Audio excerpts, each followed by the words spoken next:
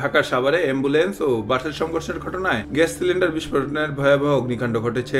এতে অ্যাম্বুলেন্সে থাকা 4 জন আগুনে পুড়ে মারা গেছেন। আহত হয়েছেন অন্তত 7 জন। বুধবার গভীর রাতে ঢাকা আরিচা মহাসড়কের পুলিশ টাউন এলাকায় এই দুর্ঘটনা ঘটে।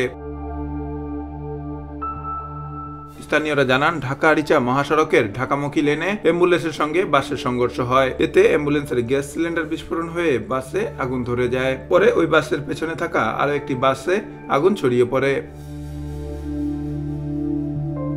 সাভার হাইওয়ে থানার ওসি সৌগাতুল ইসলাম বিষয়টি নিশ্চিত করে বলেন, মহাসড়কে অ্যাম্বুলেন্সের পেছনে যাত্রীবাহী বাসের ধাক্কায় গাড়ি দুটি আগুন লেগে যায়। পরে তা আরো একটি গাড়িতে ছড়িয়ে পড়ে।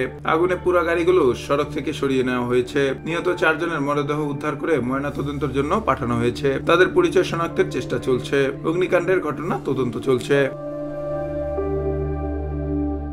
ভোরের পাতা নিউজ ডেস্ক।